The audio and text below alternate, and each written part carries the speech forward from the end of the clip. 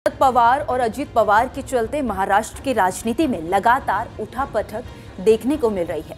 बीते दिनों महाराष्ट्र विधानसभा और चुनाव आयोग ने एनसीपी का असली दावेदार अजीत पवार को माना था, जिसके चलते शरद गुट को नया चुनावी सिंबल देना पड़ा। चुनाव आयोग ने एनसीपी में शरद पवार गुट को तुरहा बजाता हुआ व्यक्ति चुनाव सिंबल दिया है। इसके साथ ही माना जा रहा है कि आने वाले लोकसभा चुनाव में शरद पवार इसी चुनाव सिंबल पर अपने उम्मीदवारों को उतारेंगे। चुनावी सिंबल को लेकर कई नेताओं की प्रतिक्रियाएं भी सामने आ रही हैं।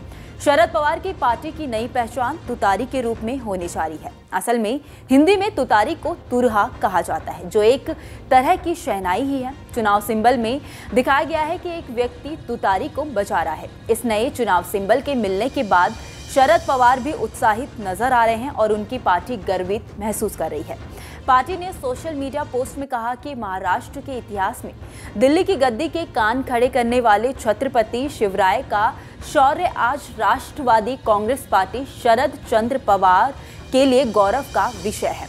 पार्टी ने कहा कि महाराष्ट्र के आदर्श फुले, साहू, अंबेडकर, छत्रपति शिवाजी महाराज के प्रगतिशील विचारों के साथ यह तुतारी शरद पवार के साथ दिल्ली के सिंहासन को हिलाने के लिए एक बार फिर से बिगुल बजाने के लिए तैयार है। शरद पवार गुट के प्रवक्ता क्लाइड क्रॉस्टो ने कहा कि हमारे कैंडिडेट इसी चुनाव सिंबल के साथ मैदान में उतरेंगे। इसके अलावा शरद गुट के नेता जितेंद्र अहवाज ने कहा कि 84 साल के शरद पवार एक बार फिर रण में उतर आए हैं। उन्होंने लिखा, यह महाराष्ट्र की जनता के मन में संकेत है। एनसीपी पार्टी यानी कि शरद चंद्र पवार को चुनाव आयोग ने एक टारगेट दिया था, और अगर वह तुतारी थी तो टारगेट क्या था? एक योद्धा को दी गई तुरही इस योद्धा का नाम है। इस योद्धा का नाम है शरद पवार।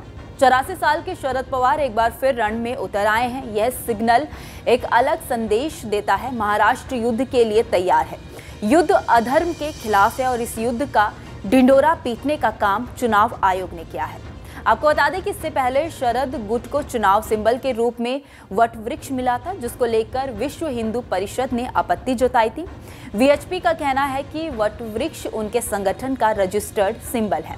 आपको बता दें कि पिछले साल जुलाई में एनसीपी 2 गुटों में बंट गई। अजीत पवार अपने समर्थक विधायकों के साथ एनडीए में शामिल हो गए। उनके साथ 8 विधायक भी एनडीए गठबंधन का हिस्सा बने थे। पार्टी में फूट के बाद अजीत पवार ने एनसीपी पर दावा ठोक दिया। मामला चुनाव आयोग तक पहुंचा और चुनाव आयोग की तरफ से अजीत पवार के पक्ष में फैसला दिया गया। पार्टी का नाम और निशान दोनों अजीत गुट को दिए गए। इसके बाद शरद पवार गुट ने पार्टी के लिए 3 नाम चुनाव आयोग को दिए थे।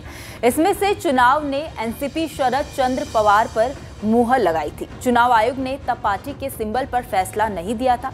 चुनाव आयोग के फैसले के खिलाफ शरद पवार ने सुप्रीम कोर्ट का दरवाजा खटखटाया था। 19 फरवरी को कोर्ट ने आदेश दिया था कि चुनाव आयोग 1 हफ्ते के भीतर सिंबल आवंटित करे। खैर, इस खबर में इतना ही। इस खबर को लेकर आपकी क्या राय है, आप हमें कमेंट सेक्शन में जरूर बताइए।